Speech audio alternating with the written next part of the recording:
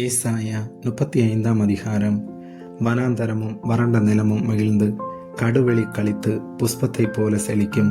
அது மிகுதியாய் செழித்து பூரித்து ஆழ்ந்த களிப்புடன் பாடும்.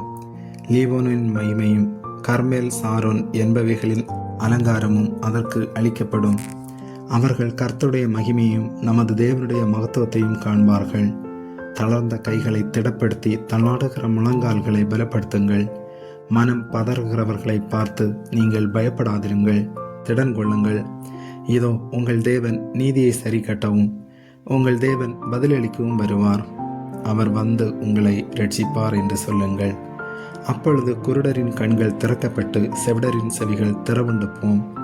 அப்பொழுது முடவன் மானை போல் குதிப்பான், ஊமையன் நாவும் கம்பீரிக்கும். வனாந்தரத்திலே தண்ணீர்களும் கடும் வெளியிலே ஆறுகளும் பாய்ந்தோடும். வெட்டாந்தரை தண்ணீர் தடாகமும் வறண்ட நிலம் நீரற்றுகளும் ஆகும். வலு சர்ப்பங்கள் தாபரித்து கிடந்த இடங்களிலே புல்லும் கொறுக்கையும் நாணலும் உண்டாகும். அங்கே பெரும் பாதையான வழியும் இருக்கும். அது பரிசுத்த வழி எனப்படும். தீட்டுள்ளவன் அதிலே நடந்து வருவதில்லை. அந்த வழியில் நடக்கிறவர்கள் பேதையாயிருந்தாலும் திசை கெட்டு போவதில்லை. அங்கே சிங்கம் இருப்பதில்லை, துஷ்ட மிருகம் அங்கே போவதுமில்லை. அங்கே காணப்படவும் மாட்டாது. மீட்கப்பட்டவர்களே அதில் நடப்பார்கள்.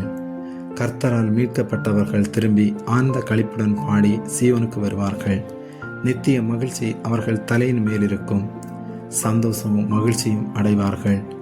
சஞ்சலமும் தவிப்பும் ஓடிப்போம். ஆமேன்.